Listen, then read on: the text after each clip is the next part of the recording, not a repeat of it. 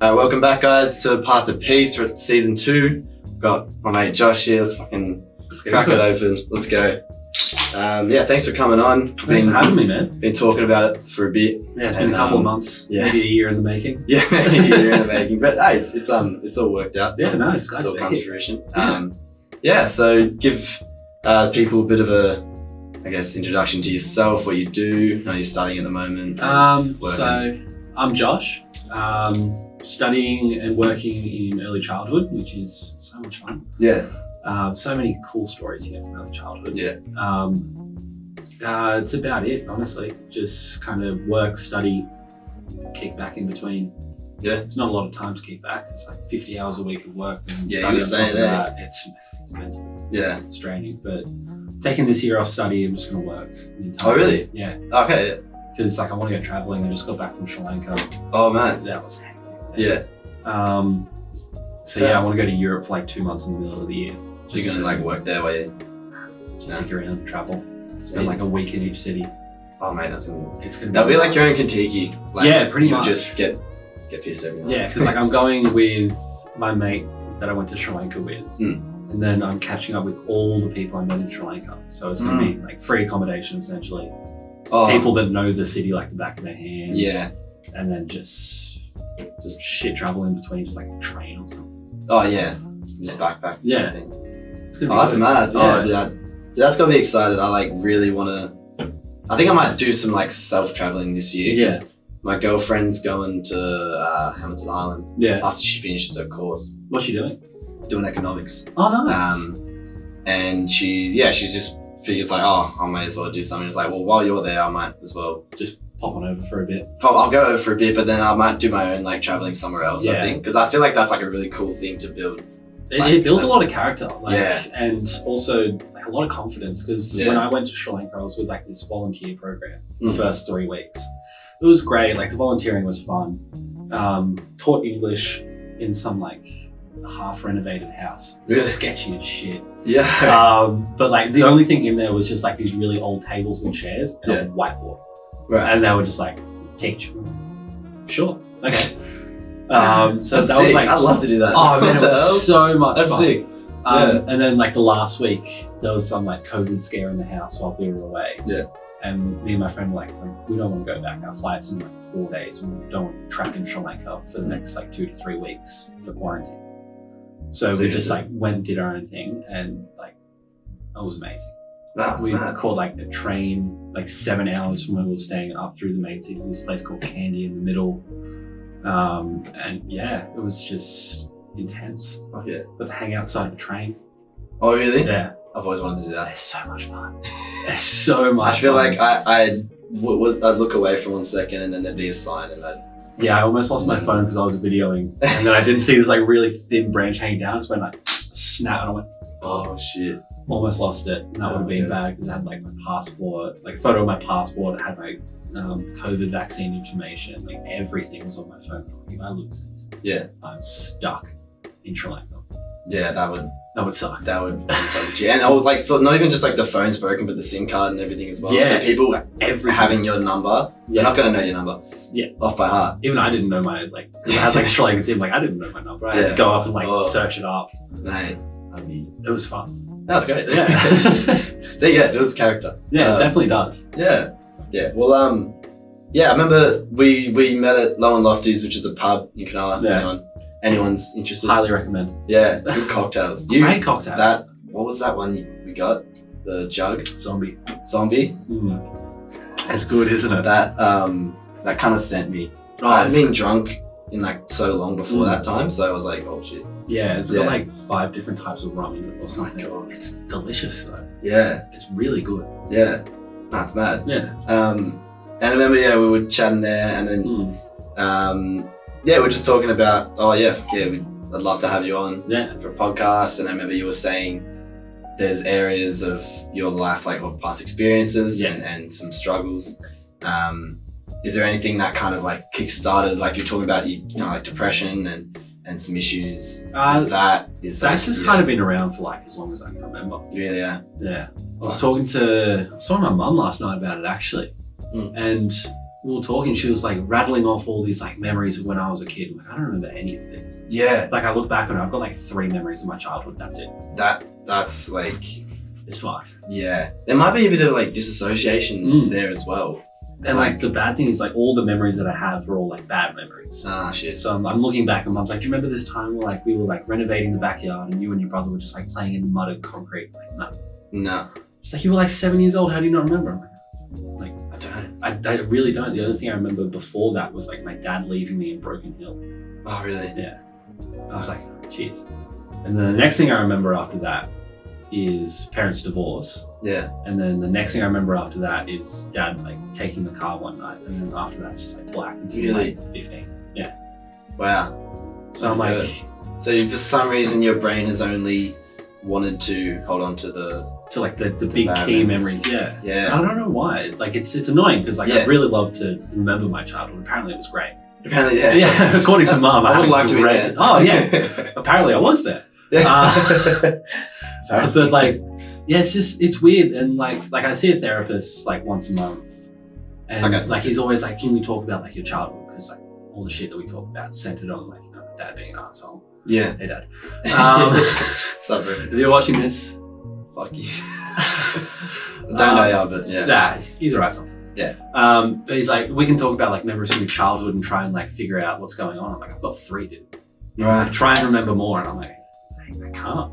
And like I don't know if I remember something else, I don't know if like it's a real memory or if I'm just like making it up out of thin air to have a memory. Yeah. It's like, it's really confusing. That's like, weird. Like I remembered something that happened to me. Yeah. And I swear it happened to me. I swear that I jumped off the lounge when I was like 4 years old. Yeah. Thinking I was Peter Pan and knocked out 6 of my teeth. Apparently that was my brother. Right. And I'm like, I was for the longest time I thought that was me. I was talking to my dad and he's like, no, it was your brother. Yo. And I'm like, what? It was a really weird feeling, like having this memory that you were so certain is you. Yeah. Turn out to be someone else. And like I was watching the whole thing. That's why like I remembered. I just put myself like in that situation. And I was like, that's me. And Dad's like, no. And then my brother's like, no, that was me. So even like the traditional therapy, and I was talking to my brother and his girlfriend about it, and sometimes the traditional therapy is like too investigative or like kind of like, oh, let's talk about everything that's gone wrong. Yeah. Let's dive into everything. So like there's room for error in that type of method, but like the fact that you can't even remember certain things. It's weird. Like I don't know why I don't remember. Yeah. Like I've been trying to figure it out. Like I'm like, why is it that I only remember like just certain really bad things? Yeah. Why don't I remember the good stuff instead? I think there's a bit of like, I don't know. I think certainly with me, I have bad memories that I remember more than like the good ones. Yeah. Maybe because I've always been thinking about the past, even as a kid, or thinking about the future, like never really present. Yeah. But like, I wonder if there's certain like, that's obviously like there might be things that it's just hard to let go. Like I've got things in the past and like relationships and stuff like that I just hold on to it. I still can't let go. Yeah. You can say, oh yeah, I'll let it go, but I can't. But even saying that you've let it go, you're still thinking about it. You haven't let it go. Yeah. I don't. It's just always just like sitting there in your mind. I wish there was like, I mean, there is like some meditation, some. Yeah. You can really do some like deep meditation stuff, and even some I wouldn't say pilgrimage, but like you do like these crypt trips in these big groups, and you get out in the wilderness and stuff and like just that. Like connect with yourself through nature. Yeah, and you kind of build each other up, and you break each other down and kind of build each other up even more. I'd be interested to maybe that could help with certain stuff. That sounds really good. Like I've been meditating a bit. Like I picked it up when I went overseas. Yeah, cool. Sri Lanka is like all Buddhist. Yeah. And I was talking to this dude over there, and he's like, yeah, like I've been in prison like 4 times because he would just get so angry. Yeah. And would just like flip out. And then he's like, the last time I was in prison, I was staying there with a monk. I don't know why a monk was in prison. Yeah. But some of the monks over there are crazy, man. Like just like setting fire to shit. It was really? Intense, yeah. Damn. And he was like, yeah, I was with this monk, and he was like, I lost my way from like the monastery. Yeah. did some bad shit, and now I'm just like, you know, not like, I feel like saying paying for my sins, but like he's a Buddhist, doesn't really believe in sins. Like he's atoning for his wrongdoings. Yeah. And he taught this dude how to meditate, and now he's got like a commendation from the UN for running like a girls' orphanage. He's doing like amazing. He ran the volunteer program. Really? And he's like, yeah, like, and he meditates every day for like 2 hours. 2 hours. 2 hours. That's once in the morning and one hour in the morning, 1 hour in the afternoon. And he's the calmest guy in the world. I mean, yeah, definitely. He's like, just has to, yeah. And like the house that we were staying at was like 15, like 18-year-olds. And then me and my mate were like, I'm 21, he's 23. Yeah. And we were just like breaking all the rules, like setting fireworks off on the roof, like drinking every night, breaking shit. And he's just sitting there and he's just like, stop. And I'm like, shit, sorry. Yeah. Like he didn't get angry. He was just like, can you guys like please stop? Like we have rules. Yeah. Like I don't want to have to do anything. I don't want to have to like kick you off the program and stuff. And it was like, shit, probably gonna stop it. Oh, I'd love to sit down with him. Oh, he's great. Cool. He's a really nice guy. Yeah. So, what was his name? Ash. He was great. There's certain people, like my therapist, I think he's on like another wavelength with how he's so calm. Like he's so, when I'm talking to him, like he's just so gentle with how he speaks. Yeah. And he's like chilling and like, and every single thing I say, for some reason I think that it's like weird or I don't know, it's a bit odd. Yeah. But then he's like, oh yeah, I had that thought, oh I had this. Yeah. Like, I'm like, just like good therapists, man. Yeah, like so good. I think there need to be more. I keep talking about traditional therapists, probably seen it a bit, but I think they need to be more down to earth or like the new age ones. I think those be more open to like different ways of you know, like reaching people, because not everyone's the same. And you look at traditional therapy going back, like when it started. Yeah. Everyone was thinking the same because the world was so just like fit into one little bubble. Yeah. You have to stay on this line, the Henry Ford manufacturing line, shit like that. But now you've come to this, the world is just so open. Yeah. You can, like, everyone is so different. Yeah.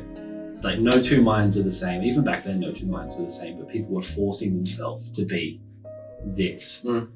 But now it's just so open that, you know, you kind of need to, I don't know, like experiment a little bit more. Yeah. If you're going to be doing psychology. Yeah. I've had a therapist tell me that the reason that I was depressed and anxious was because I wasn't eating the right diet. Really? Yeah. Jeez. That was great. She was like, you're drinking every night because you don't eat enough spinach. And I'm like, it's got to be the spinach. And it's 100% the spinach. Spinach and fish is the key to happiness. It's the key to happiness. You heard it here first. Yeah. Spinach and fish. I mean, I know they're healthy. I just like, I mean, wow. So did that kind of like warp your perception a bit, or were you just like... Yeah, that was like 3 sessions, and like she was just hammering on about like this diet. She's like, this diet will fix everything. And I'm like, I want to see your credentials. Yeah. I don't believe anything that's going on here. Like, why are you telling me that all of my problems are coming from the fact that, you know, I'm eating too much processed food? Like, I know processed food does have like an effect. Yeah. Like gut health equals mind health, but I was fucked up before I started eating all this processed food. Like, literally. What's going on? It's like there's something deeper. Right? Yeah. It's not, and there needs to be a bit more of a balance. It's not, you got to give yourself chances to have a cheat on your diet or anything. Yeah, 100%. I've had to, it's funny, I've had to take up the no yeast diet, so it's going well. There's actually yeast-free beers? Yeast-free beers, yeah. And yeast and chocolate and sugar, like that was literally it was my chiropractor of all people. She did some kinesiology stuff on me, and she's like, you're kind of intolerant to this stuff, it doesn't help you, so just try to stay away from it. And I'm like, fuck, that's in everything. Yeah. Yeast is great. Bread. It's bread. It's bread. I mean, you could probably have like pizza, flatbreads or that. I can, yeah. It just depends. I can get around it. Like there are yeast-free alternatives, but they suck. Yeah, they suck. Yeah, yeast. And I don't know. It made me feel a bit better, but it's also like there's other areas in my life, and this is like kind of talking about the balance. There's other areas of my life that I'm still not. That I think if they improve, then it will complement. Maybe this will improve. Like the sleep. I don't get good sleep. Oh, man. You know? Good sleep is a myth. Yeah. I'm convinced like everyone I talk to, like they'll either sleep for like 4 hours because like all my hospitality friends are doing like double jobs. They'll be doing like barista in the morning and then work at a pub at night. And then sleep for like 5 hours because they'll finish at midnight and then they start work at a coffee shop at like 6 in the morning. So they have to wake up at 5 and that'll be like their weekends. And then they'll crash like Sunday or Monday. They will just like pass out for like 12 hours, wake up and they're still tired. The waking up and still tired. That's the worst thing ever. Waking up and still tired does not make sense. Because my friend's mum, she's like a big like speech pathologist somewhere in the New South Wales government. She works with kids, and she's been reading up on like how snoring actually like really fucks up your sleep. Because your brain doesn't go into like a proper sleep cycle. Because when you snore, you're essentially like choking, and your brain just can't calm down enough, because as soon as you get there you start relaxing, your tongue will like roll back or something, you choke and you go oh really? And like you'll wake up and then like from then it just kind of like ruins your life. So I'm like, I'm gonna go get like all like my adenoids, my tonsils removed. I snore like a truck. My girlfriend hates it. Every time I wake up she's like, I was this close to smothering you with a pillow last night. I'm like, well, you haven't done it yet. So I could test. I could go for at least another 2-3 days, and then I'll stay back in my house. Well, I got it's so annoying because like there's so many things you gotta kind of be on top of. I got these sleepy strips.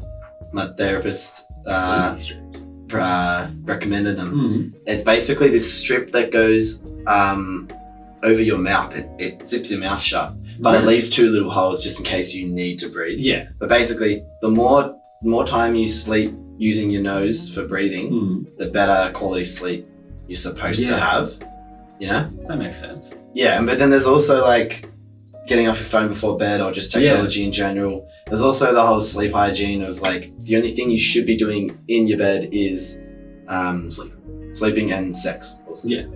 Obviously. The two S's. Yes, the 2 S's. 2 most important things you could do in a bed. Yes, literally. So, and it sucks because like if I want to lay down, I want to lay down on my bed and watch something. Like I've got a TV in my room. That's. And I'm like, I spent too convenient. I spent like $300 on this TV. I don't want to put it downstairs. Like there's no. So I guess it's hard to not. It's hard to keep up like the sleep hygiene that you were saying. Like making like the bed etiquette. It's hard because you know like it's like your room is like your safe space. Like your entire house can be your safe space, but like the safest part of your house, like I know for me, is my room. Like if something goes wrong, I'll go to my room. If I'm feeling sad, go to my room. Even if I'm feeling happy, I'm just gonna go watch a movie in my room. It's just like it's your space. You can do whatever you want with it. And like being an adult now, like if someone comes into your room, you don't want anything. The door's there. Like when I was a kid, like mom would come in and just like start doing something. Like I can't do anything. Like I'm 10 years old. I can't tell my mom to leave. And now I'm like, mom comes in having a conversation. I'm like, all right. Cheers. She's like, oh, do you want me to leave? And I'm like, kinda, I'm watching a movie. I'm building Lego on my bed, mom. Like a real damn adult. This TIE Fighter's not gonna build itself. I wish I had a TIE Fighter. Do you like kind of stress yourself like with the sleeping and the eating stuff and all the things that like keep you healthy? Is there something that you kind of keep a checks and balances of and you if I try and keep checks and balances of it, I end up stressing way too much and then it's too hard to control because I'll get too stressed and I'm like, I just want to like go, like I'm way too stressed, I want to go to the pub, just have like a schnitty, sit down, have a couple of beers, go home. Or like go out and just do something because like I'm too stressed focusing on my life. And just get so anxious trying to figure out what's going on. That I just kind of like put it on the back burner and just end up where I am. So I've just kind of decided just to let it be. Like I tell myself I have to be in bed before 12. Like in bed and asleep before 12. Okay. That's like the one rule I have. Because I start work at 8, so I can get at least 7 hours of sleep. And then I can just like sit in bed for like half an hour, just stare at the wall or something while I wake up, like that, and then drive to work. And you're getting around what, 8, even less? Like 7-8 hours on average. And then weekends I do nothing, so I just catch up on all the sleep. But like I don't even need to catch up because I'm getting like an adequate amount of sleep each night. I'm just so like Yeah. Like I read myself to sleep last night doing an essay. Right. I mean, admittedly, it was a really boring read. Yeah. It's an interesting essay. It's on like racism and comedy. Oh, okay. And how like comedy in like 2020, 2021 has gone about like changing and challenging racial injustices and stuff like that. Yeah. It's really interesting. But this one thing I had to read was just so boring. Like, I was reading it and I was like, I just conked out, and then I woke up at like 10:45. I was like, shit, I'm gonna go pick up my girlfriend from work. Oh shit. Made it in time. Yeah, but we got there. Yeah. Yeah. It was good. But yeah, so if like, so even if you have like a 6 sleep or like a decent duration, hours. yeah, you still wake up knackered. Yeah, I don't understand. It's so annoying. It's so shit because it fucks with you for the rest of the day, and you just start off on the back foot like immediately. Yeah, and then like I have to have coffee in the morning because like I get there at 8 o'clock. To work, and there's already like 18 kids. Yeah, and I'm the 4th person that's there. So I have to deal with like all these 18 kids. I have to like change their morning nappies. I have to clean up breakfast. I have to set up activities for them. I have to take them outside, make sure they've got what. Yeah. And there's just so much that's going on. I'm getting to work earlier and earlier and earlier so I can have more coffee.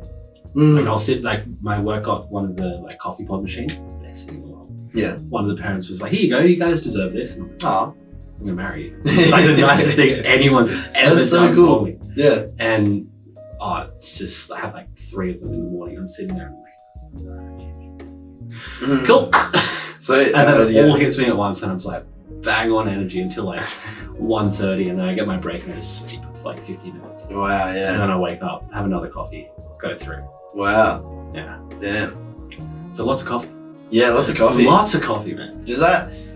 It's different for different people, but I guess for me, I get a bit depends. I get a bit anxious, or I feel really good. Just depends. Like I feel really inspired, or I feel a bit anxious. It just depends. Yeah, like at work, I kind of don't have time to feel anxious because like I've got like 20 small lives that are depending on me. Yeah, I got to put myself on the back burner to deal with this. Yeah. But like it's really weird. I had this coffee at Hazelhurst a couple weeks ago. Usually the coffee is really great. This one, I don't know what's wrong with it. It felt like it tasted like it'd been sitting there for like 10 minutes or something, just like the coffee shop. That's Max coffee. That's annoying. No, Max coffee. Max coffee is actually like quite decent. No, it's alright. I'll take that over something that takes longer. Yeah. It's like, pretty good. But like just this one coffee from Hazelhurst, and I was just like, oh, this tastes like shit. Yeah. And I'm like, I kind of have to have it because like I'm dead tired. I've been up for 5 minutes and I'm already at like a brunch with all these people I don't know, and I'm kind of sitting at the end of the table with my head in my hands. I'm just like, so I left it. I had another one. The second one was amazing, but that first one, it was just like, it was so bad that it made me anxious for the rest of the day. I'm like, this has never happened before, but maybe bad coffee makes you anxious. Yeah. So there could be the certain one that you need like to the way choose. it's extracted or something. Yeah. And like I think just the fact that it had been sitting there, it was just like I tasted it, I'm like, ugh, it's bad. Yeah. And I think like a combination of that, because like I used to be a barista, so like love coffee. Yeah. And like combination of the fact that like I know I have to have this shit coffee because I don't want to be the prick that's like, my coffee tastes bad, can I have another one? Because like, as a barista, that's the type of person you hate. Yeah, right. Because like I don't know, then maybe they made the coffee perfectly and it was just like a bad shot. Yeah. But like you don't want to be the person that's like insulting this person's craft and being like, can you make it again? Yeah. Because that's how you get like a boiling hot coffee that tastes like shit, just like spiky, or like something that's like just warm enough. Really test their patience. Yeah. That was a fun. I'm not gonna lie, I used to do that at Macca's. Yeah. Whenever we used to work at Macca's, by the way. Yeah. Caramel Macca's. Fuck yeah, baby. Cheers to that. Cheers to that, man.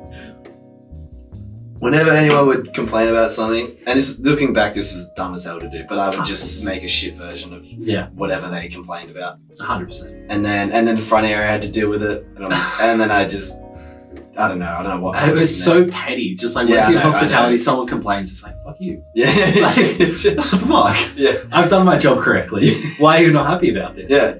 And then like you do it like bad enough that it's bad, but good enough that they can't complain about it. Yeah. Finding that like Goldilocks zone takes so long. Because I remember like the first couple of times I did it working as a chef. Yeah. People would just send the food back again. Like, this is terrible. And my boss was like, "Why are you making bad food?" I'm like, "Well, they insulted it the first time." And then he told me and he showed me how to do it, and it's great. Like really? They ordered like steak tacos. Yeah.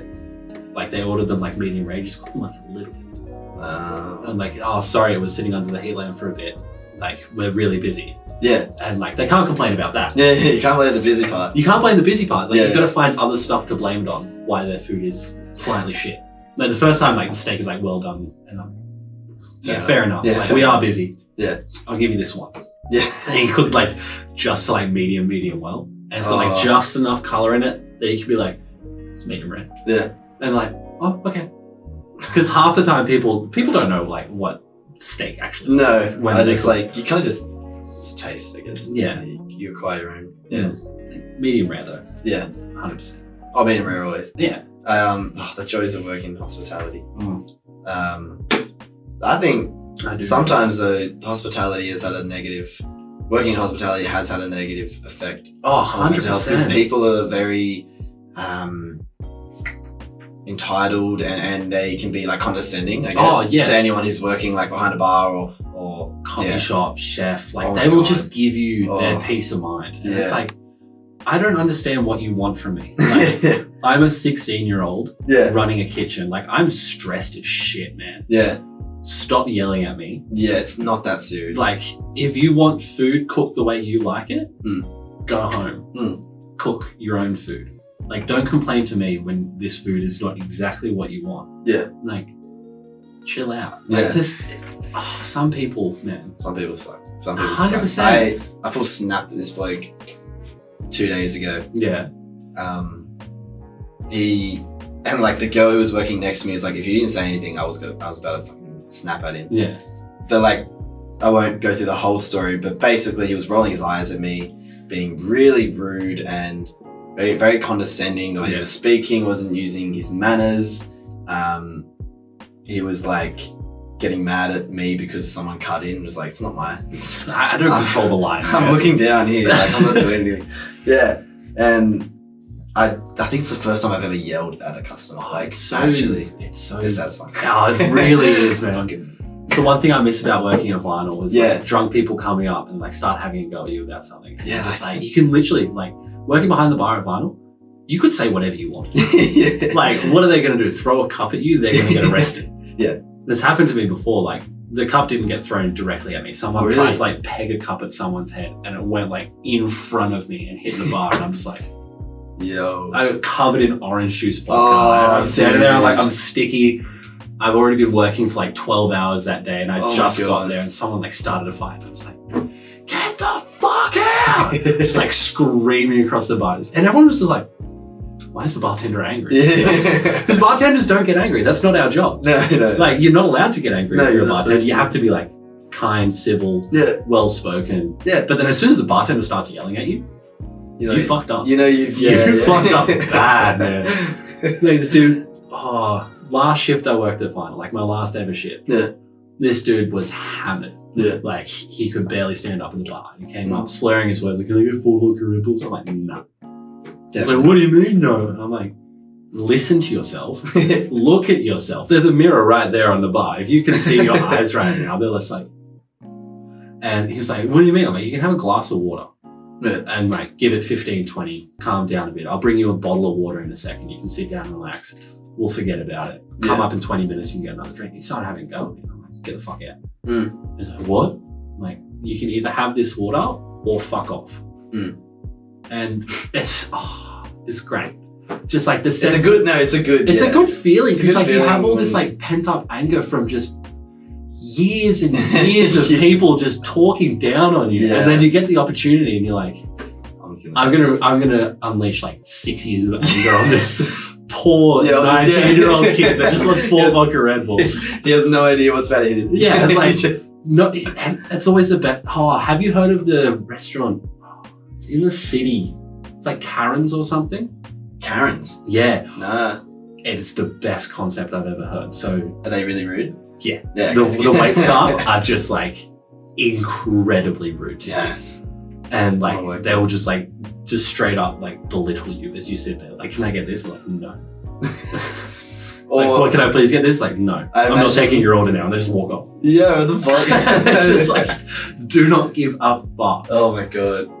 Dude, I imagine they'd like be super like non-PC, like super edgy. They'd be like, if someone orders like, oh, can I get the steak? It's like, you really gonna get the steak? Yeah. I reckon they'd fucking do that. Why would you get the steak? You don't need a steak. Look at you. Dude. It's the best concept ever though. That's like, mad, yeah. Like, especially for hospitality workers, because like you've been working this field for like years. Yeah. And like people have just been like rude to you all this time. Then you get the opportunity to be rude to customers. Yeah. I've been looking at like the jobs keep popping up on like Sydney Bartender Exchange, and I'm just like, I see you. Yeah. Just let me keep you on the down low. Yeah. Yeah. I was like, I save everyone that goes past there. I'll check it in a week, and like, the spot's been filled in like 2 days, and I'm just like, fair enough. Yeah. Like that is a lucrative spot to get. That's interesting. That is amazing. I might go with that. Yeah. I think what we were talking about before with, I guess, the trauma or like. That's what I think it is. I'm not really sure, but I guess remembering the bad memories as like the only thing you can kind of think of. Do you like, I guess with what's happened like with your dad, and if you're comfortable speaking about it, I guess, is that something that has kickstarted that or? Oh, 100%. Yeah. Because like when mum and dad broke up, I was like 10. I didn't know how to deal with that. Yeah. Like, I'm a 10-year-old and like no strategies. Yeah, like, and it's like the worst part in life because I was like just starting puberty.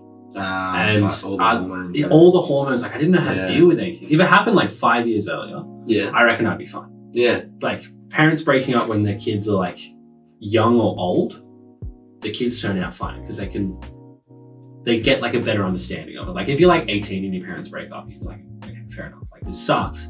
Yeah. But it makes sense. Like you're 5, your parents break up, your parents can kind of lie to you for a bit and tell you when you're older. Yeah. And like you'll just believe it. Yeah. But like 10 years old, you know what's going on, but you don't know how to deal with it. Yes. Like you have enough knowledge of the world to know that this is a bad thing. Yeah.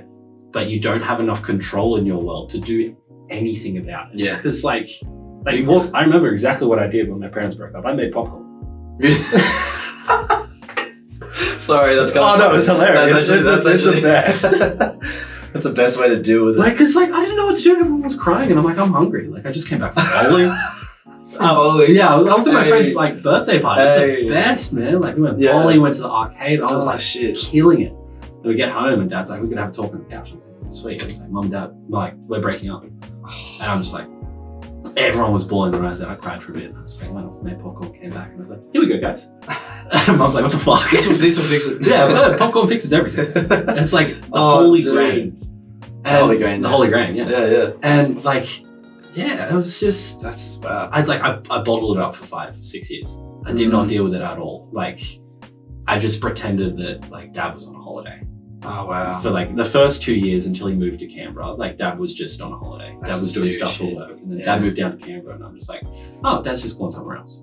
Wow. And then like one night when I was like 16, it was Easter, I was on this scout camp, and we were just like, like just an unbelievable amount of alcohol for a 16-year-old to consume. Oh yeah. And then there's these little like caffeine pills called No-Dos. Yeah. They're amazing. Yeah. You have enough of them, you just go like crazy. It's like each pill is equivalent of like a shot of espresso. No. And I had like 12 of them or something. I was like bouncing off the walls, like up, down, left, right, just fucked up. Yeah. And then like I just started like crashing a little bit, and then like just full like bottom out. Like I had to get taken to the first aid tent, like put in the corner, all sharp things removed within like 5 meters of me. Yeah. Like people checking on me every 5 minutes to make sure that I was like breathing. What was going through your head? Just like, like it was the first like proper depressive episode I've ever had. Like I was just like sitting there, like I'm gonna kill myself. Oh my God. Like just, like I was certain that like that was the last night of me. And like in the first depressive episode you ever have like that, it's fucking terrifying. It's like you've never felt like that before. Like, and like as it goes on and on and on, you kind of get used to it. Yeah. Like now I'm just like sitting in bed, I'm like, yeah, I could tell myself.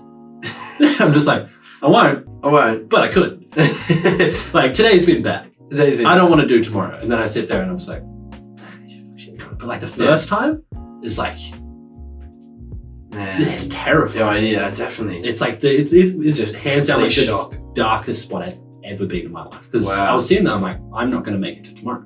Wow. And like that's a terrifying thought. Yeah. Like not only the fact that like you think you're not going to make it to tomorrow, it's you who's going to make you not make it to tomorrow. Yeah, yeah. Like, it's not like I'm about to like get into a car crash. Like you see a car crash coming, there's nothing you can do to stop it. Yeah. And like this is the end. Cool. Yeah. But like when it's you and you're like, I'm going to end my life tonight, and there's nothing in your brain you can do to stop it, it's like just it's like being choked. Yeah. But like not in a good way.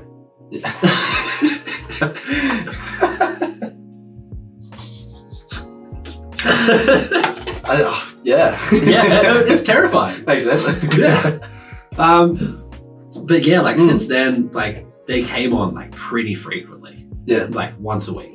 Wow. And Out of nowhere? Yeah, I would just be like sitting in class and like, miss, I gotta go to the bathroom. She's like, all right, cool. And I'll spend like 20 minutes in the bathroom, just like bawling my eyes Oh my out. God.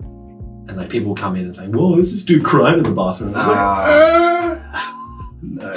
like I like lock myself in the cubicle. People like bang on the door. Are you doing a poo? And I'm like, no, I'm crying. Fucking crying, bro. Yeah, for some reason, doing your shit at school is I think 10 times more embarrassing than like bawling your eyes out. And you're crying at the same time, mate. Yeah. You're excreting so much in that Which moment. it's kind of nice knowing that like mental health in schools is not as taboo as doing a shit. Yeah. Like if you're crying in school, people will help you. Yeah. If you're doing a shit in school, you're poo boy for the rest of high school.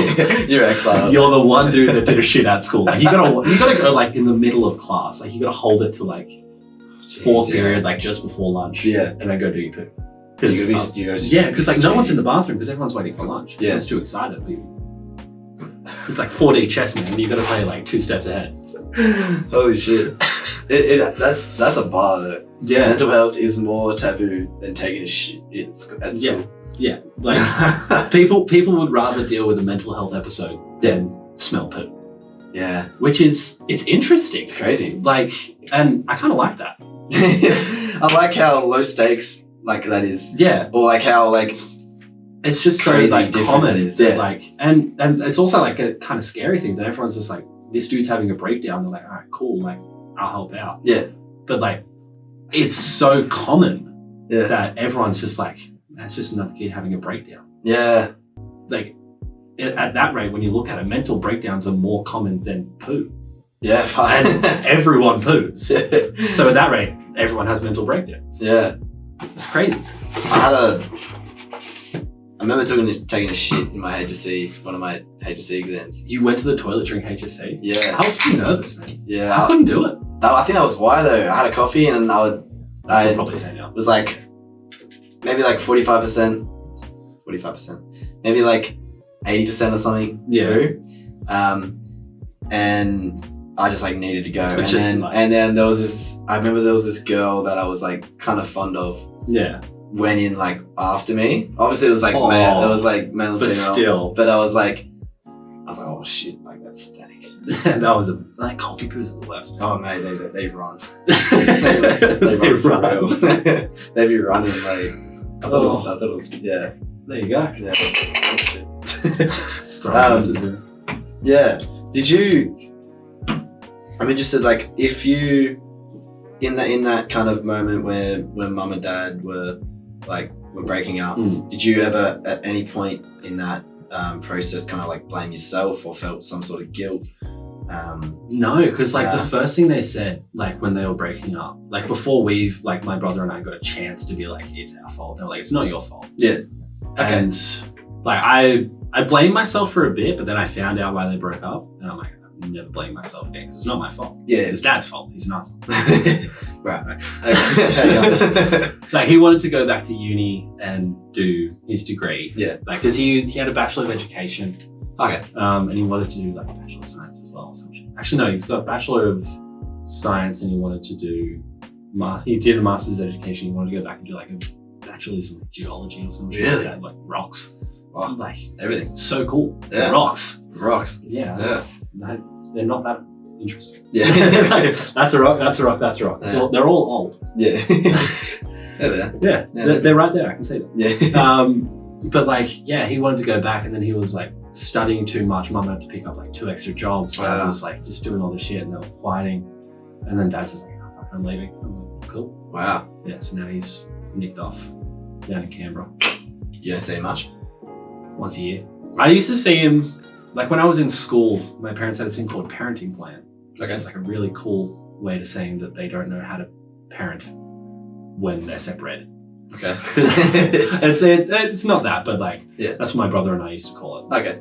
It's teaching them how to be parents. Okay. But essentially it's like the step down from like legal custody. Yeah. So they settle it outside of court. Otherwise, if they didn't agree on that, they would have to go to court. And they would have had to like have like a proper like legal plan on how to deal with us. Yeah. But this was like a guideline, I guess, for like seeing each parent. So like it used to be when Dad was in Sydney, 1 week it would be Friday, Saturday I'd stay at his, and then the next week Thursday through Sunday. Yeah. And then he went to Canberra, and then it was half of every school holidays I would go to Canberra. Wow. So I used to see him a ton. Yeah. And Canberra is so fucking boring. It's a capital as well. Yeah.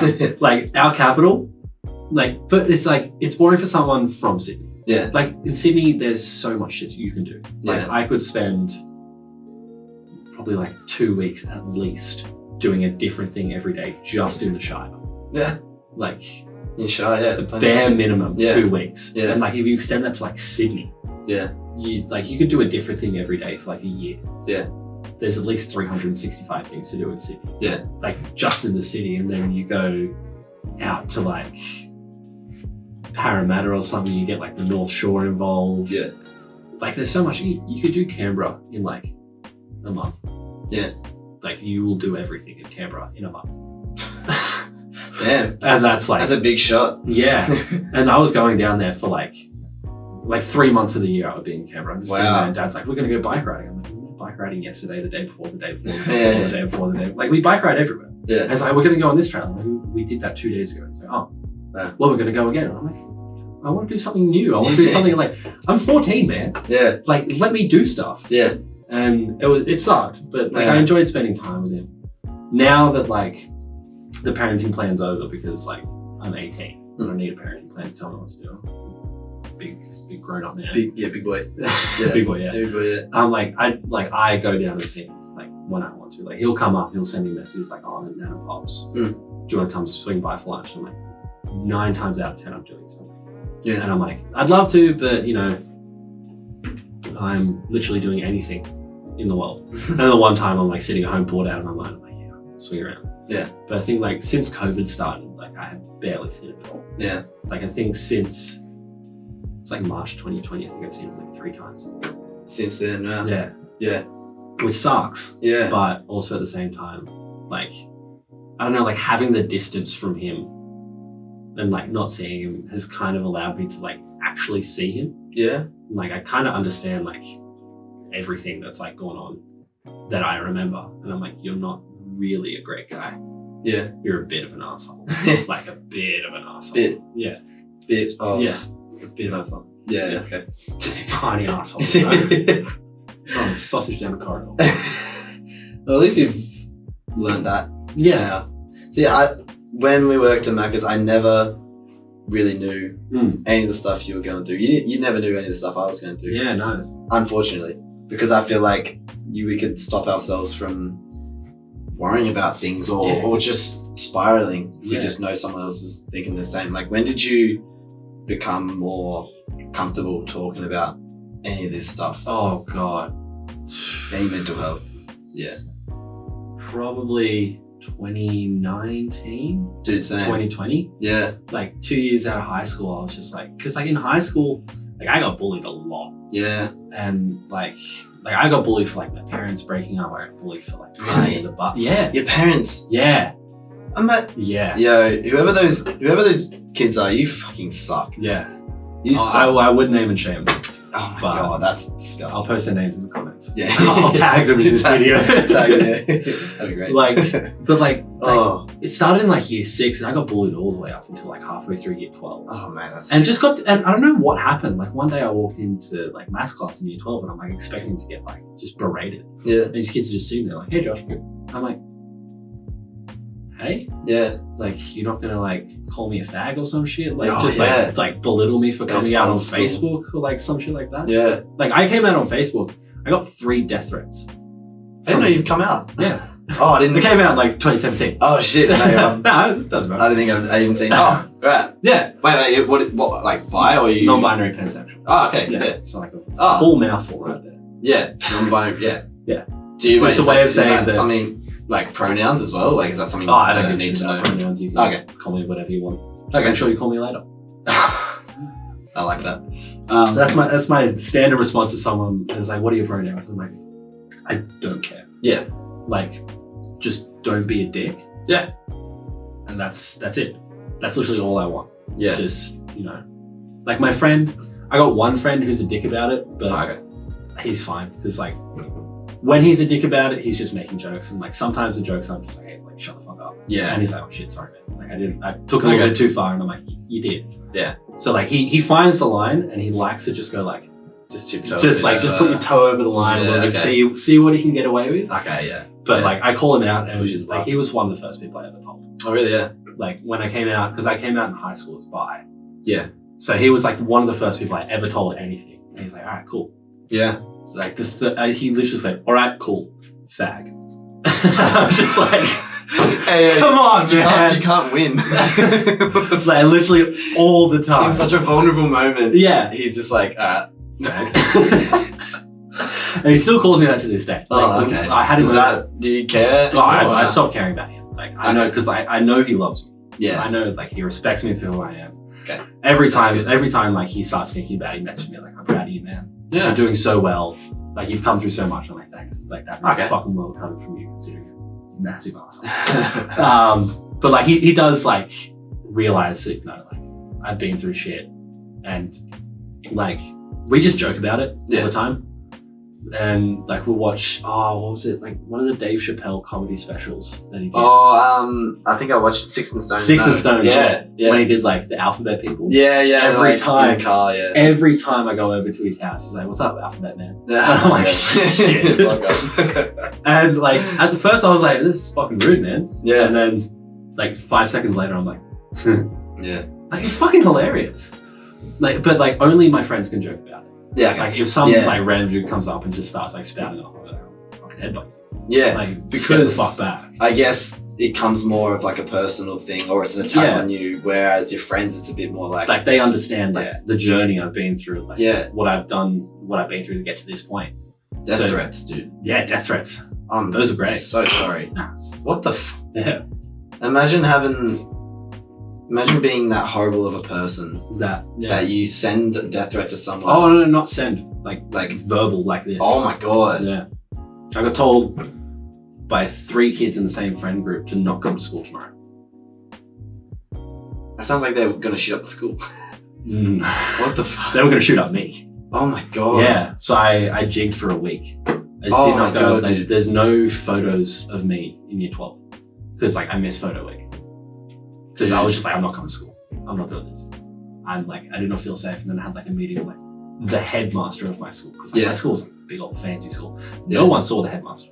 Yeah. And then like, I skipped school for a week in year 12 and I had a meeting with him. And I'm like, shit, I'm going to get expelled. Yeah. And then he's like, what's going on? I'm like, oh, death threats. Yeah. Like, I'm getting bullied. I've been bullied for the last like 6 years. Dude. No one's done anything about it. I've been telling you all this time. And you have like an assembly like twice a month about how bullying is bad. Bullying is unacceptable. Yeah. And I've been telling you guys for 6 years, 6 fucking years, that people at this school have made my life living hell. It's under their noses. Yeah. They know it. It's not even under their noses. There's like written letters from me, like from my mum. Really? Like, it's in front of their fucking eyes, and they just did nothing.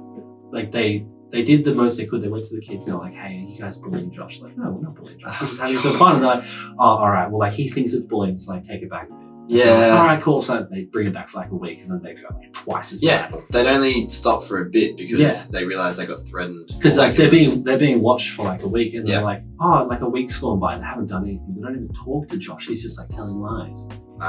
And then like I would just get like fucked up for a week. How oblivious can you be? Seriously. And Jesus Christ. Like the first time, I can kind of understand, like as a teacher, like you like some kid comes up to you, tells you something, all right, I'll keep a lookout for it, like I'll watch. Yeah. And then like nothing happens, you're like, shit, it's a kid doing shit. You learn, I'm sure you learn it with early childhood, you learn certain kids who would say just kind of like things. want the attention. Yeah, so I get that a bit, but but like also at the same time, like even after a week, you still remember that. Like you remember that conversation you had with that kid and you still watch. Like you don't know you're watching, but like some kids like, it's 2 kids at work. Can't use their names, obviously. Yeah. But like one of them was like, he's been like hitting me. Right. And I'm just like, that's fucked up. Like don't play with him for the rest of the day. Yeah. Like it was like 3 o'clock. And like they just kind of like did their own thing for a bit. Yeah. Next day they were playing together, they were fine. Right. I was like watching them the next couple of days for the rest of the week, they were fine. Yeah. And then Monday came around the next week and I was working and like I didn't even notice that I was watching them, but then I was sitting there and my friend came up to me and was like, who are you watching? I was like, oh, I'm watching those 2. She's like, why are you watching them? They're just playing. And I'm like, well, he told me a week ago that he was hitting him. So I'm just like all like the kids that I was supposed to be focusing on were over there and these 2 kids just like playing with dirt. And I'm just sitting there, I was like, yeah. I was like, why are you watching these kids playing dirt? I'm not watching them play with dirt. I'm making sure that like he's not going to get punched in the face again. Yeah. Because like, this is one kid. No names, but yeah. Everyone's just like, you can't call kids assholes. I'm like, you work with kids. Yeah, you can definitely call them assholes. There's some demon childs. Yeah, like I love all my kids to pieces. Yeah. But like, they're so much like adults. Yeah. Like it's crazy how grown up a 4-year-old is. Like they're a whole ass human by the time they hit like 3. And then they hit 4, they're developing like their own personality. 5, it's ridiculous. Yeah. Like some of the 5-year-olds that have left my work, some of the 5-year-olds that have left my work, I'm like I wasn't like that when I was 5. I was just, like still like eating grass or something. And these kids are like writing their names and shit. That's incredible. They're amazing. Yeah. But they're so much like adults that they get on your nerves like adults. Yeah. And it's really annoying because like when they get on your nerves like adults, you want to talk to them. You want to be like, talk to you like an adult. Yeah. But you try and they'll look at you with this blank stare that's like, yeah, they can't process. I'm going to talk to you like a 4-year-old again. Yeah. Like I keep forgetting that you're 4. Yeah. Because you act like you're 9 or something. Yeah. It's ridiculous. Yeah, I'm interested to see how that's going to play out when I'm teaching. Like I got a job at a school this year and it's nice. Generally just working with it's like learning support. Yeah. But yeah, I think I'll be interested to see, I guess, there's going to be ones who are going to like really test my patience. And there's ones who test my patience with the before and after school care that I do. But it's also like, I don't have to give them anything. I'm just supervising at the end of the day.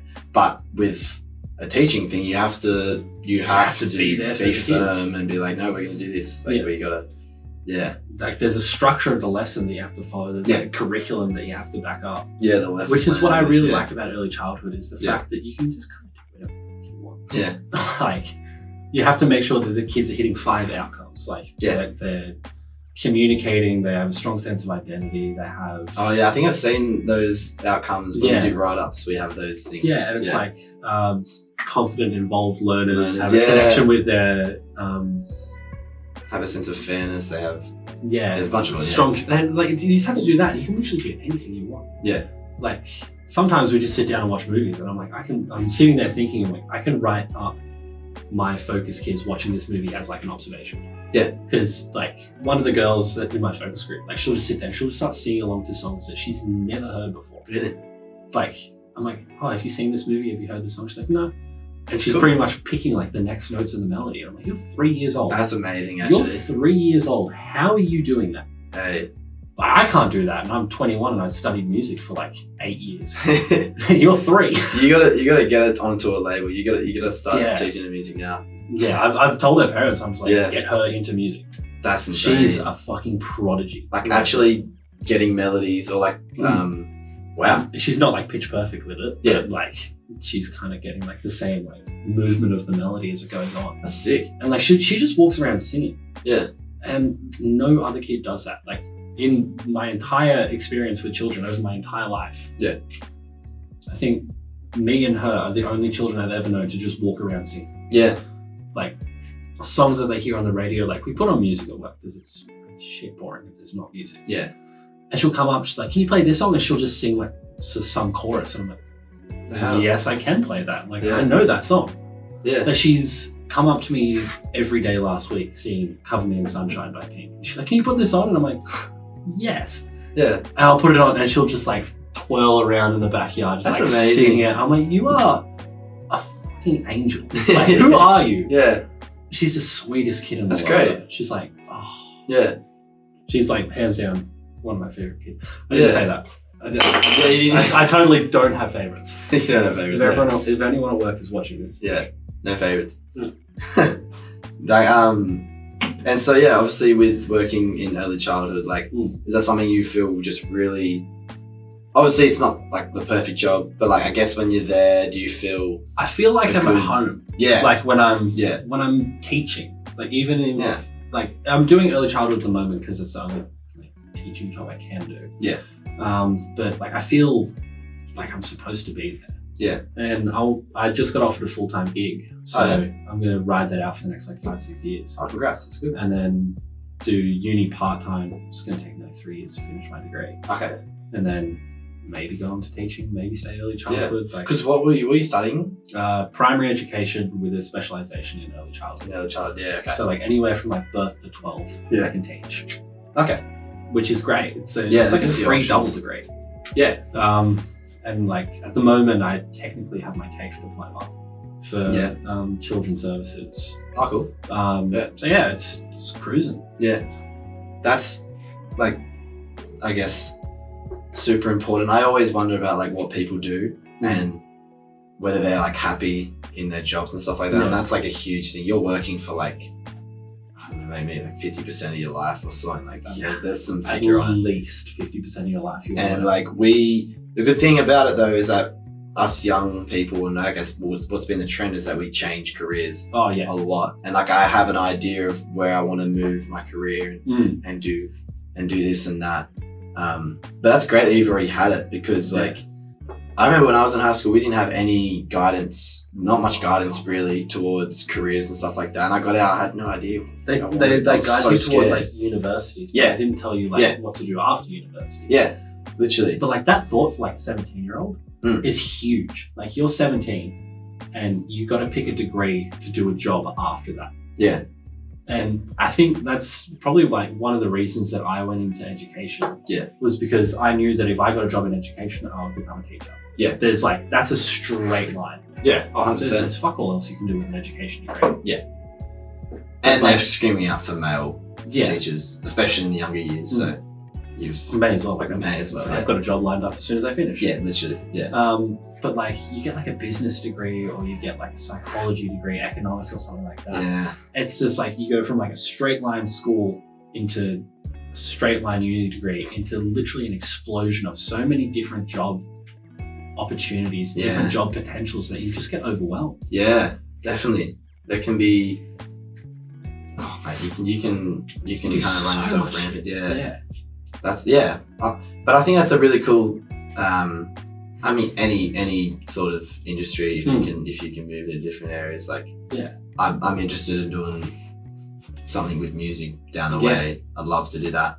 But it's like you never I guess I had a freak out moment not knowing what I wanted to do. Do you ever have a moment like that? No, 100%. Yeah. Like I started a degree at Wollongong. Yeah. I was doing psychological science and social science with a major in criminology. And I'm like, I'm gonna be a cop. And then I got one semester in, and I'm like, this is the worst decision I've ever made. Like it was so boring. Yeah. And like the timetable didn't help at all because on Mondays I had a 7-hour break. So you in the morning, you had like lecture in the morning or something, and then you had tube in the afternoon. Or yeah, 7 hours in the sucks. train. And like, because I didn't drive back then, like I would have to catch the train up. And when I finished my lecture, I missed the train, so I'd have to wait an hour for the train. Oh my god! Pretty much like a 2-hour train back up. Yeah. And then I would have like an hour and a half to myself before I'd have to go all the way back down and then make it across the unit. I'm just like, no.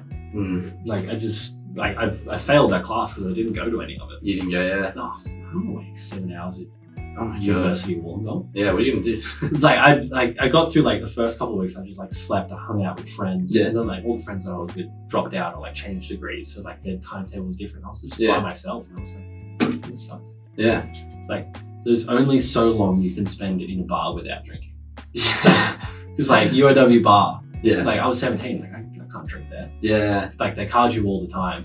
And like I worked in the bar at that point, just like carrying drinks and stuff. I'm like, I don't want to be the dude that like gets these guys in trouble. Yeah, true. Because that's such a dog move. Yeah, no. Especially like for you, like the uni bar. Like it's a huge bar. Yeah. That's like not just uni students. They like do like gigs and shit. Like do everything. Like, I don't want to be the people like. I don't want to be the one dude that gets this place shut down. Yeah, for like $50,000 fine. Yeah, there's huge fines involved. And like, imagine being that dude. Yeah.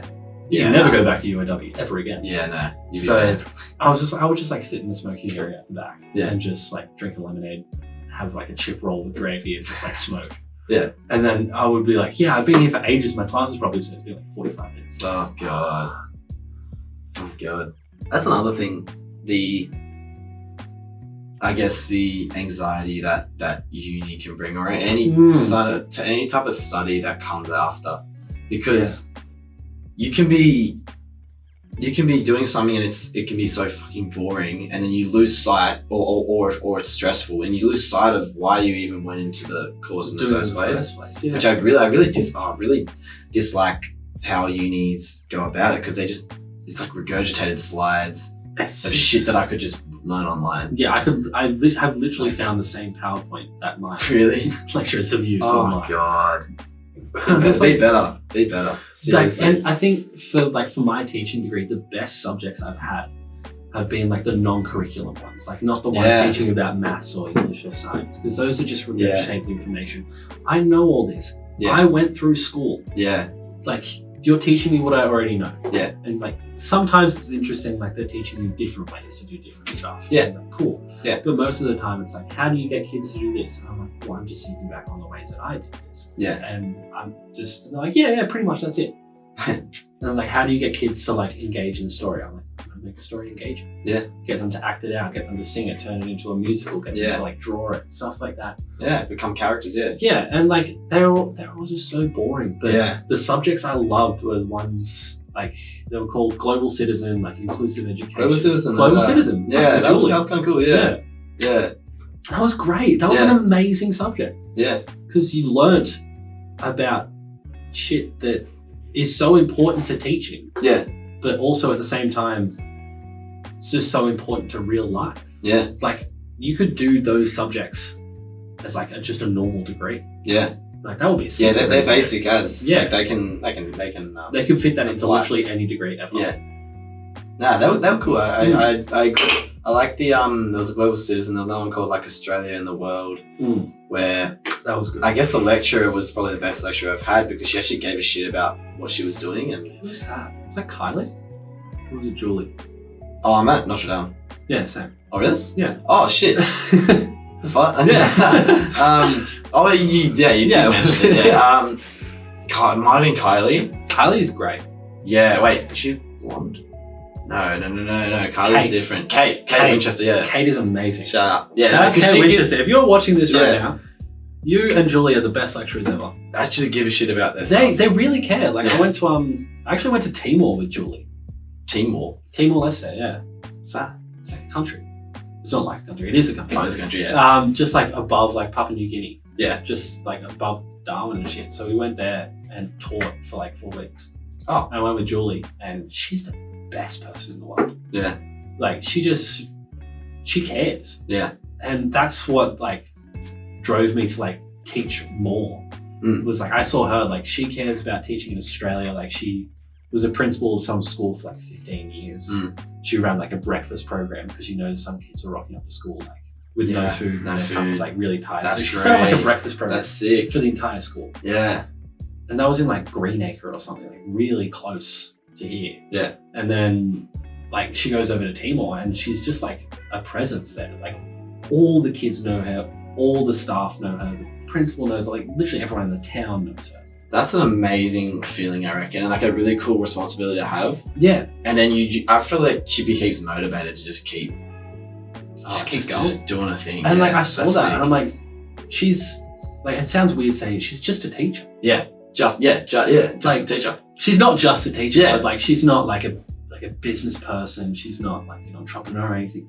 She's just a teacher. Yeah. And like the effect that one teacher can have on so many lives. Yeah. I was just like, that's me. Like, yeah. I'm going to be a teacher. It's got to be it. Yeah. Because you can do so much. Yeah. You can, you can take someone who really doesn't, like, even if it's just primary school, doesn't, like, they don't really have any direction anyway. They're just kind of just going about life. Yeah. But like, you can really give them a direction.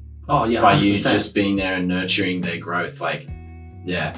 I think it'd be really cool once I'm like in primary school to like just be very empowering when it comes to like their mental health and kids being honest and stuff like that. Wellbeing Wednesdays and stuff like that. I reckon you'd kill that stuff if you were to like implement that into like a lesson. Yeah. Like just stuff like that. And then they become so comfortable with you that they're like, oh, well, I'm not here. School isn't that bad. Yeah. I'll be a bit more attentive, or because you establish that connection, so then they're not going to feel like they're in prison. You know? Or like all the teachers that I've had, like all the memorable teachers that I've had through school. Yeah. They've like always been there for me when I was feeling shit. Yeah. And like, that's huge. Yeah. Like just, even if like, you know, like some kid called me like a mean name. Yeah. I remember like in year 3, there's another one memory I do have. Yeah. Like in year 3, I got called a rude name, but like a kid. Yeah. And just being an asshole. And I got like so sad around, like straight up to the like teacher's lounge, like knocked on the door, and my teacher came up, what's wrong? You called a mean name. Yeah. She just gave me a hug. Yeah. She's like, it's okay. I'm like, that is so incredibly illegal. Giving a kid a hug. Which is like weird because they sometimes they do need it. Which is like, that's the thing I like about early childhood is like, you have to be hands on with the kids. Yeah. Because, you know, sometimes the kid's like 2 years old and they just fall down. And yeah. You literally just pick them up out of the sand and put them down, brush them off, and off you go. And they're like, yeah. And like, that's the one thing I don't want to like leave early childhood for, is the fact that like, these kids are upset. You can literally just give them a hug, tell them everything's okay. It's just a little hug, because like it means the world to kids. Like I started like I made a point of telling every kid at work that I love them at least once a day, and giving them a hug at least once a day. Baby. Just like for no reason other than the fact That's that so like nice. I need them, like I want them to feel loved. Yeah. Because like a kid that feels loved is going to do great things in the world. A kid that is like doubting the fact if like they're worth anything, they're not going to have a great time. And you stop that cycle of them doubting himself and the self. You tell them like they're doing a great earlier job. on. Yeah. Oh, mate, they're gonna. Because I have no idea what their lives are like. Yeah. Like I assume they're all good because the kids rock up every day and they're happy. Yeah. And like they don't want to leave their parents, and I'm like, that's a good sign. That's a really good sign. Yeah. That you guys want to stay with your parents. Yeah. Like the older kids are just kind of like just walk straight in. They're just like, it's preschool. Yeah. Here we go. And I'm like, there's a big fish now. Yeah. Yeah. But like, it's good because, you know, like you never know what's happening in the kids' home. Yeah. You never know like what's happening behind the scenes with anyone until, you know, you ask. Yeah. But like until then, just literally the easiest thing you can do is be nice. Yeah. It's so hard to be mean to people. And I find that. Like, I like that. I can't be mean to people. Yeah. Like at all. And if I do want to be mean to someone, which is seldom ever. Yeah. Like if they're being mean to me, I'll be mean to them. Yeah. Because, you know, like, fuck you. Yeah. If you're gonna do this. Yeah. But like it's so taxing. Just like not being nice to someone. Like when I was in Sri Lanka, there was this one dude from America. He was an asshole. Yeah. And everyone was like, fuck this dude, like, we're not going to talk to him. And I'm like, yeah, like, fuck this dude. Yeah. And then we went to teaching together and we're just like chatting the entire time. Yeah. I'm like, I can't be mean to you. Yeah. Like, even though you're an asshole. Yeah. And like, you're rude to me. Like, I just struggle to be rude back. You can't, yeah. It's just so, like, there's no point. Yeah. Like, why would you be rude to someone? No point It's keeping not that gonna- negative energy going. It's not going to get you anywhere in life. Yeah. If anything, it's just going to ruin your life because, you know, you're going to have bad karma because you did something bad to someone. Doesn't matter if they do bad stuff to you. Yeah. Because that's their karma. They can deal with that. Yeah. But like, if I'm being back, I'm just as bad as them. Yeah. And, you know, be the better person. Yeah. I like that. Be Yeah. the change in the world you want to see. Yeah, isn't that Gandhi or some shit? I think it was. That's some That's big quotes. yeah. You've actually had some good one-liners. Yeah. I was like, hey, you dropping bars. I'm all about the one-liners, man. Yeah. Yeah, like we kind of brushed past the your non-binary pansexual, and I'm sure that would have been a fucking nightmare at times to. Yeah. Like, I'm still like going through like big identity crises. Yeah. Like once a week, I'm like, is this actually how I identify? Because like, I started off being like straight, and then I was bi, and then I was pan, and now I'm non-binary pansexual. Yeah. And I'm just like, do I keep going? Do I go back? Yeah, Do I stay right. here? Like, what am I? Yeah. Like, it's hard, like trying to figure out. Because like, as soon as you know that you're not what you think you are, Oh man. you could be anything. Yeah. Like, it's confusing, it's tiring, but yeah, I'm happy where I am. Okay. Like, this is a good spot. That's the most important thing. I think people have an immediate disdain for someone who's like, oh, I'm non-binary, or I'm this or that. But like, if they're happy, just leave them be. Just leave them be. I don't see anyone in the LGBTQ community asking for anything that is so irrational. I think they're literally just asking to be just like accepted, respected as a human. Just be treated normally. Yeah. And like, that's what like I get it. everyone's been asking for. Yeah. Everyone since the history of time Yeah. has just been asked to be treated like a human being. Yeah. And it's not that hard to treat someone with respect. Like I said, It's harder to disrespect someone than it is to just like let them be. Yeah. And like a lot of it does come from like generational stuff. Yeah. And like political views. Like, you'll get like people like very like right wing, rich. Yeah. North Shore. North Shore. Yeah. That's the first place that came to mind. Yeah. But like rich North Shore families will kind of carry that down, and it'll stay there because like their granddad taught their dad to do this, and dad's teaching their son, and then son's going to teach son, and it's just going to keep on going forever. Yeah. And the one thing that confuses me the most, every person that I've told about my sexuality and gender identity from Western Sydney has been so accepting about it. Yeah. They do not give a shit. Yeah. Like, they're just like, cool. Yeah.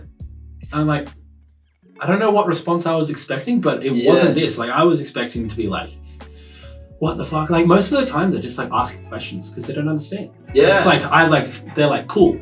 I don't know what that is. Can I ask you questions? Yeah. Go for it. Yeah, for sure. But then like people like from, it always is the North Shore kids. They're just like, oh, what the fuck? And I'm just like, go back to your dad's boat.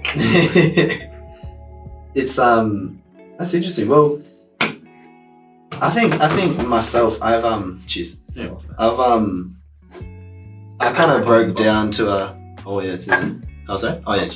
I've kind of broken down a couple of times to my girlfriend just about being a bit more, I guess. Well, that would sound mad. I'm thinking that would sound good. I gotta find out what it is.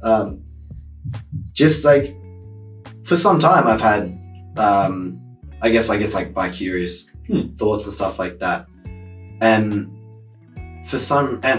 part of me was like, for some reason, not trusting that she'd be okay with it, which I feel shit really about. Hard, like, you know, being like in like a straight relationship. Yeah. And then, you know, like thinking not straight. It's a weird thing. Yeah. Because like when I came out as pan, I was dating my last girlfriend. Yeah. She was so amazing about it. Ah, that's like, great. She was like the rock for me when I was going through all that. Mm. But like at the same time, I was like, does she secretly hate me because I'm not like bi now? Like, dude, yeah. Because like I've opened up to like everything now. Yeah. Like I'll fuck anyone. That should be the slogan for pansexual. I'll fuck anyone.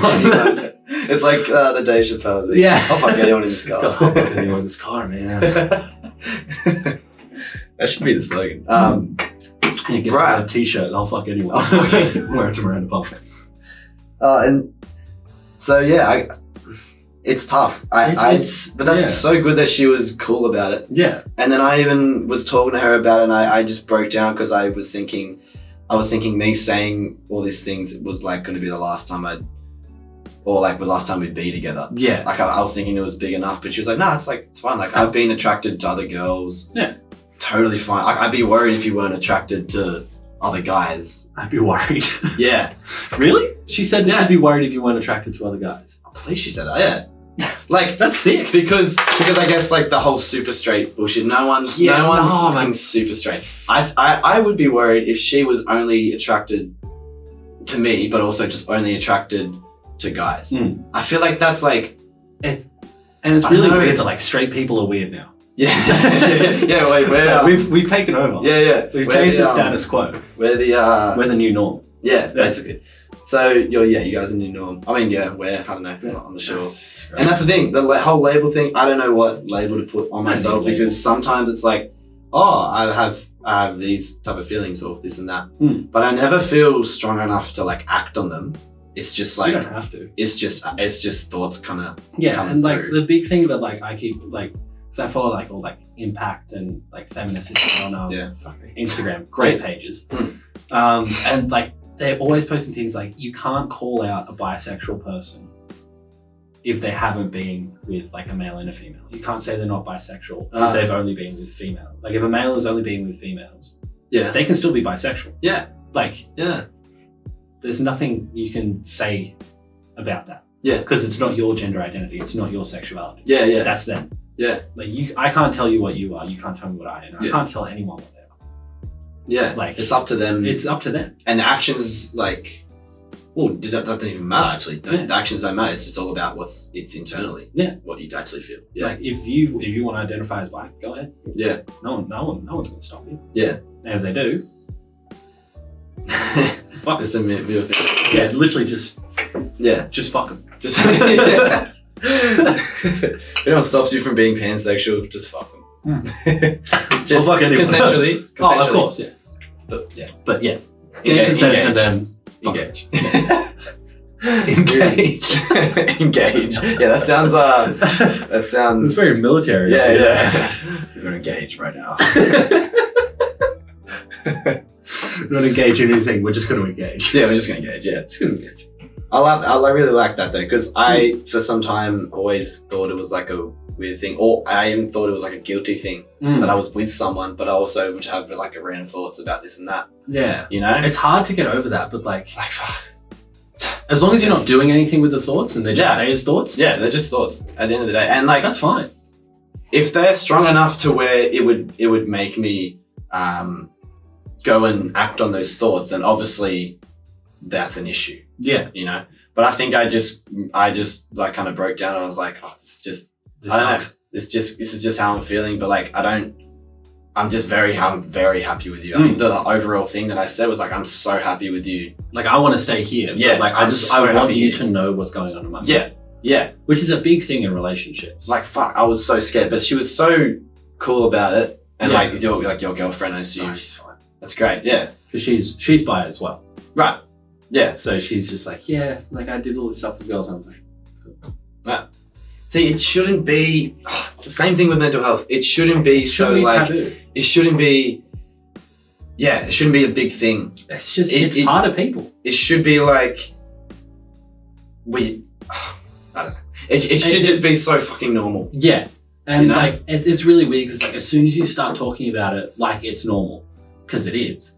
Everyone thinks you're out here just like yelling it from the top of your lungs, just like advertising it.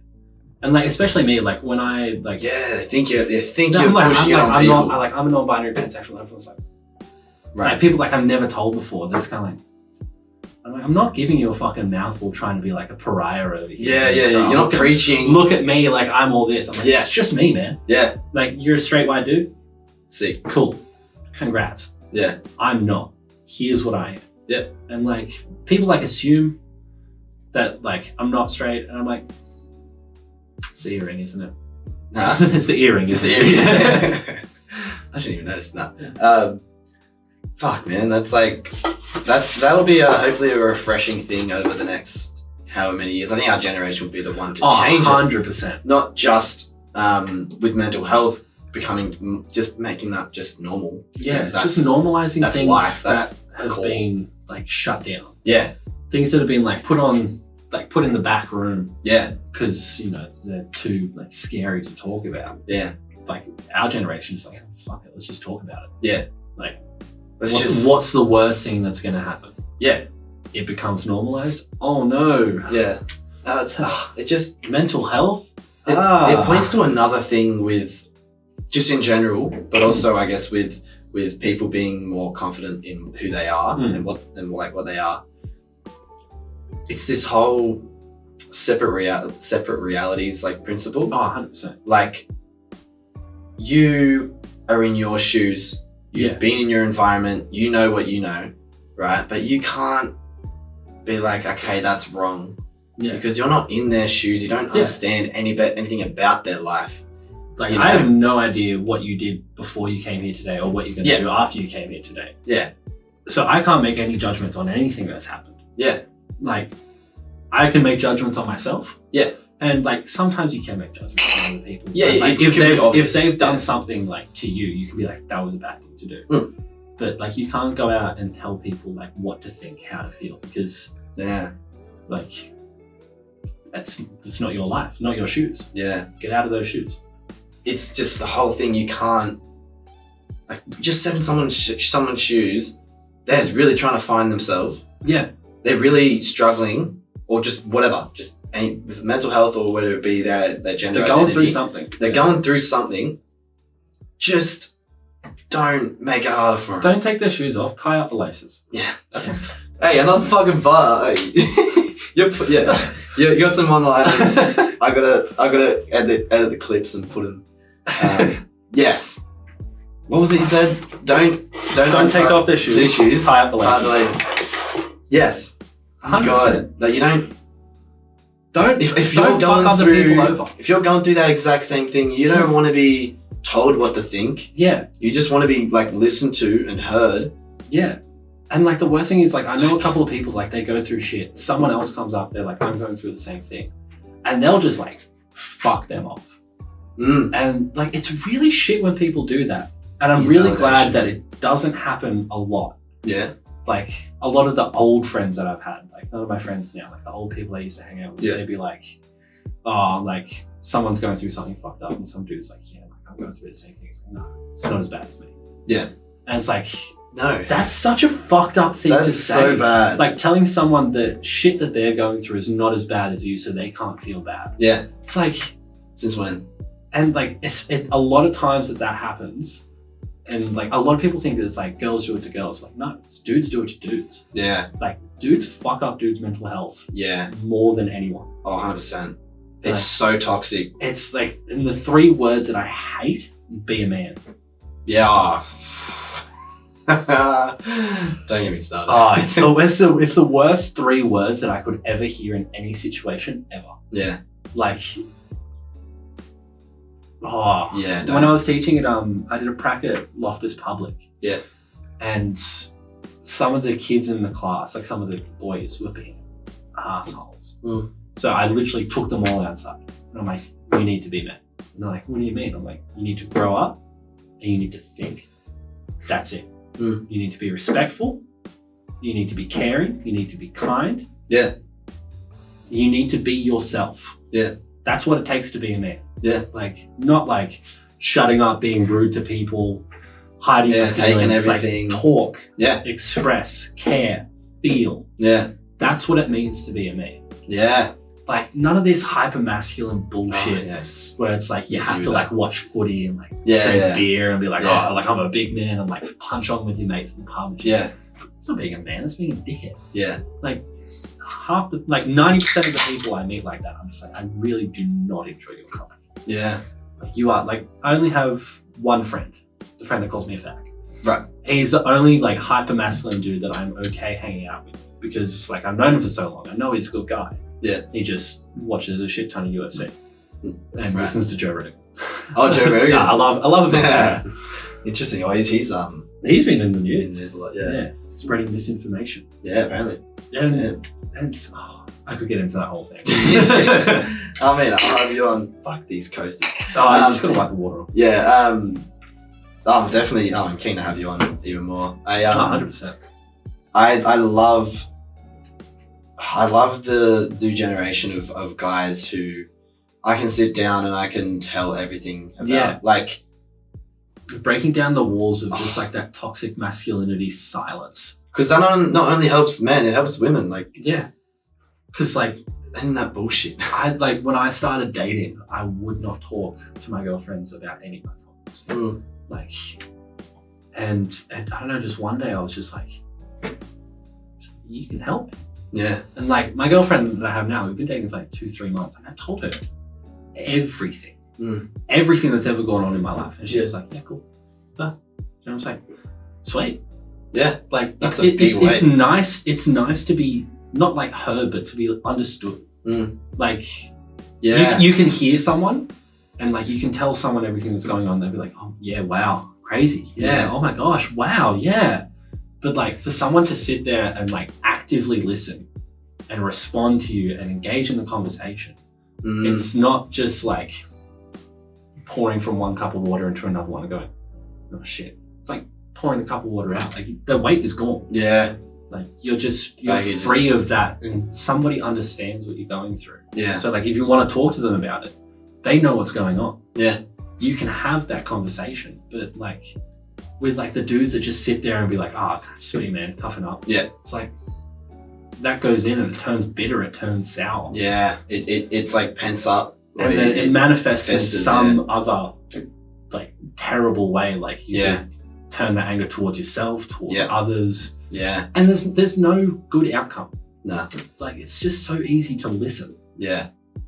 Yeah, and you don't always have to have the answers. You can just listen and be like, oh, okay. I've been told things that I'm like way out of my depth on that. Yeah. And the best thing is like somebody told me something and I was like, I don't know what to say. Like that's a lot. That's pretty heavy. Yeah. Can I have 5 minutes to process that and come back? And they're like, yes. Yeah. And that's an amazing thing. That's great. You don't want to jump to answers. You don't want to jump to conclusions. You don't want to force anything. Yeah. Like if somebody tells you something and it's a lot, take like 5 minutes. Yeah. Just be like, I need to process what's going on. I need to think about this. Yeah. And then we can talk about it. That's fucking real. Yeah. Like the darkest the thoughts of suicide. Yeah. You tell someone that. I told my mate that actually the day after, my best mate. I told him the day after I had, attempted. And I told him that I had stopped myself kind of like halfway through. It's hard to explain it, but I guess. But I told him that I had kind of like vomited it out, what I had taken, and I'd stopped myself. And he just broke down like fucking crying. Yeah. And that's the first time I ever seen him cry, but it was the first time when I realized, oh, like this is bigger than me. My issues are bigger than me. Is really important. My life is really important.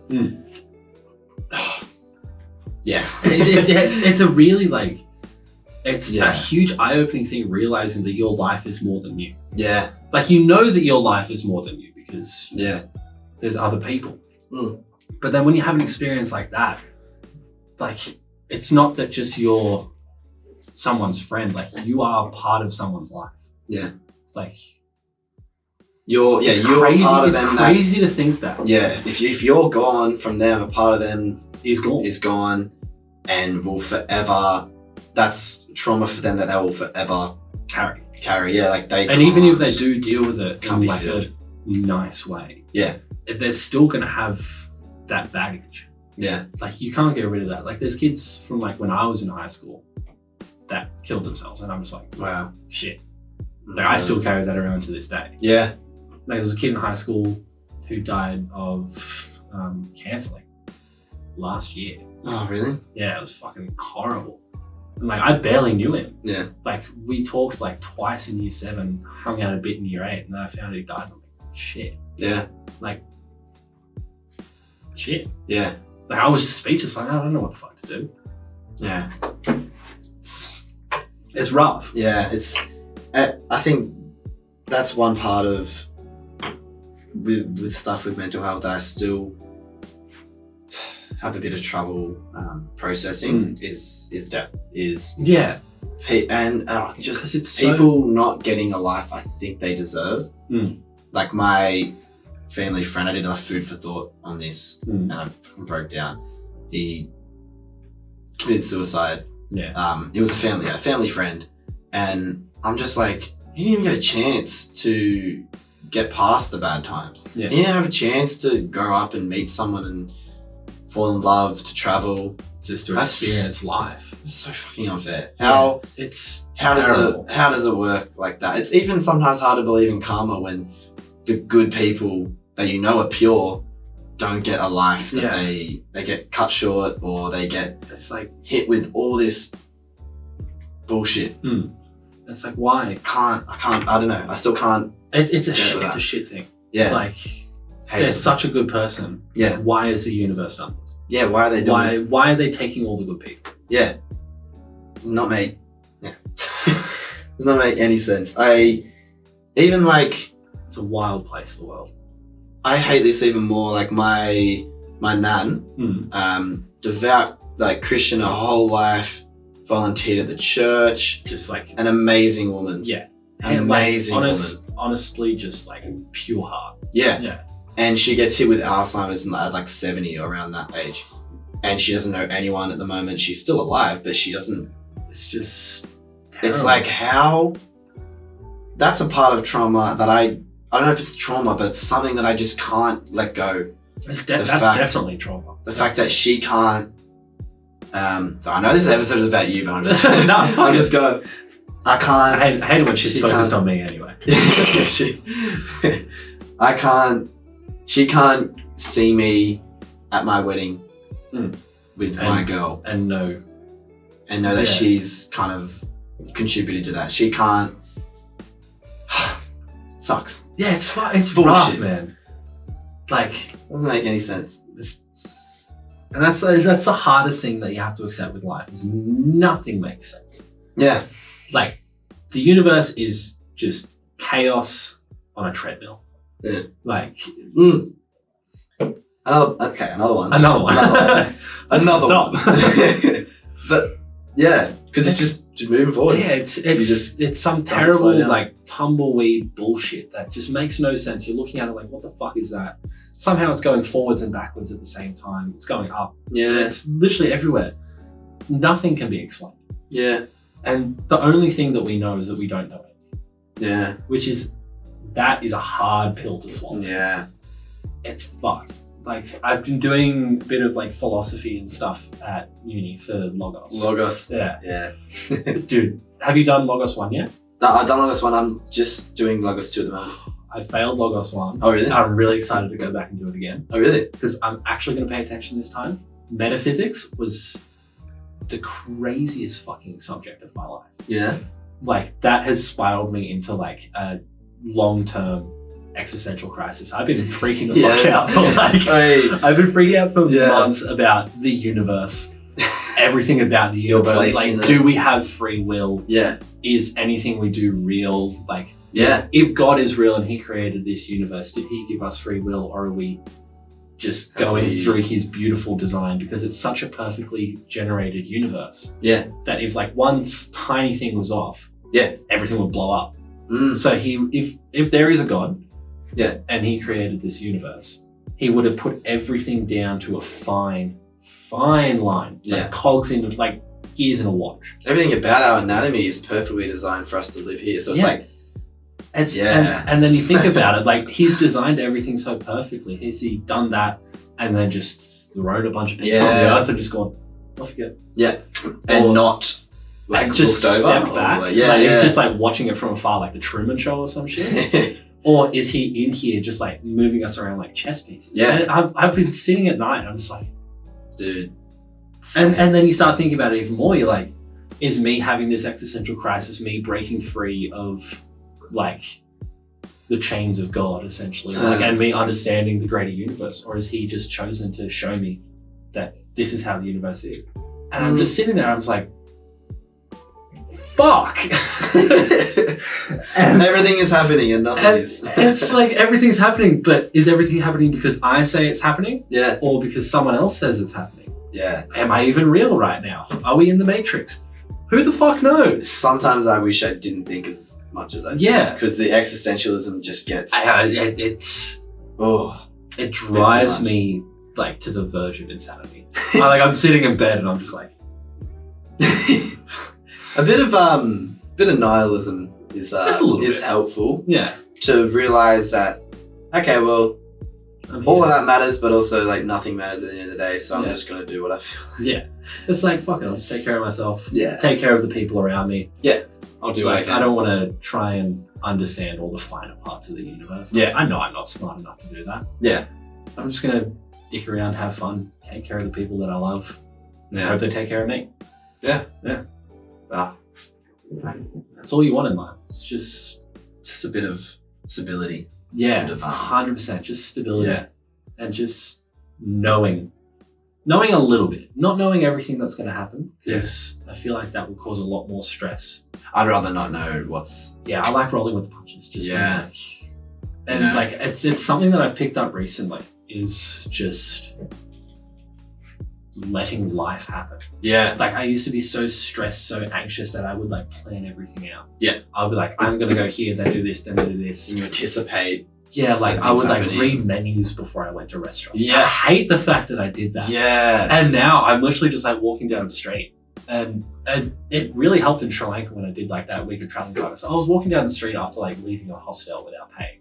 Yeah. Because it was the dodgiest hostel in the fucking. There was like mold on the beds and shit. Oh, I slept on the floor. Yeah. And then left at like 7:30 in the morning. Walking down the street.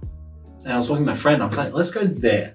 And he's like, it looks shit. I'm like, and? Like, let's go there. If it's shit, we can just leave. Yeah. Like we'll pay for our food, we'll go find a better place. We don't know anything. Like, I don't know what the fuck's gonna happen. Yeah. Maybe it's gonna be a great we went experience. in there, best burger of my life. It was like an Australian kind of cafe. Like the owners had spent time in Australia. I think they were in Melbourne or something. They came back. Okay. And they built this cafe. It was pretty amazing. Had like a proper coffee. Yeah. Like out of like a big coffee machine, none of that just like percolator shit that they have, and like just coffee grounds and you get sludge at the bottom. It was like a real like flat white. Yeah. And then just a brekkie burger. Yeah. And I was sitting there and I'm like, I'm in heaven. Yeah. This is the best decision I've ever made. And it was just, I literally just went there. Yeah. Like and like just coming back and keeping up that philosophy, I'm just like, it's helped with work. Yeah. Because I'm not trying to sit down and plan anything anymore. I'm not trying to plan out the whole day, because trying to plan 10 hours with 4-year-olds doesn't work. It's possible. Does not work. So when it comes to teaching, it can be more free flowing. Yeah. Yeah. You have like a general guideline of what you want to do for the day. Yeah. And then you just kind of fuck around with it. Yeah. Just do whatever you want. Yeah. Like we have to have like 3 or 4 like planned activities for the day. Everything else is just spontaneous. Literally, like I was sitting there and I was talking to one of the kids on Thursday. I'm like, what do you want to do today? He's like, I don't know. I want to go to the windy park. And I'm like, all right, cool. Yeah. I've got a kite in my car. Do you want to make your own kites and we can fly them all together? And he's like, yes. So we spent like 3 hours designing, making and decorating these kites. Then we went out to the park and just flew kites. That's great. And that was... Literally that came from just nothing. Yeah. No planning. He said windy park. Yeah. And I just went wind, kite, let's go. Done. Yeah. And like they've still got their kites. They bring them in every day. They're like, can we fly them? I'm like, yes. Yeah. We definitely can. Like I've got mine in my locker. That's the best we don't have to be so like rigid. Like we can be in a state of flow where we kind of just pick. You have an idea of where you want to go. It's like a river. Yeah. Like you put, so like the river's this table. You put a leaf at that end. The bottom's at that end. It's not going to go in a straight line down the river. Yeah. It's going to flow. It might hit the banks a couple of times. It might stop. Might go back up. Get caught on a rock. But it's going to get to the end anyway. Yeah. Like the leaf will reach the other end. Yeah. We don't know how it's going to get there, but we know it will. So be like the leaf. Yeah. Just know that in your life, you're going to get to where you need to go. Trust the process. Yeah. Trust that you're going to be. You're going to have a journey. Stuck on a rock, but you might hit the banks a couple of times. You might slow down. Yeah. But you will. Yeah. Yeah. But something will come along. Maybe another leaf will come along, and off you go. Push you over. Push you through. Yeah. Man, that's great.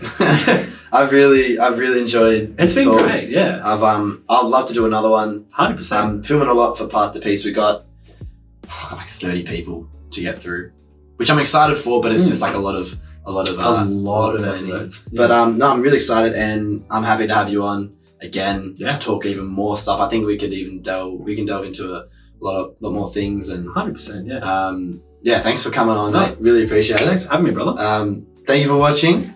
We'll be back with another one next week. Yeah. Well, see you next time. Yeah.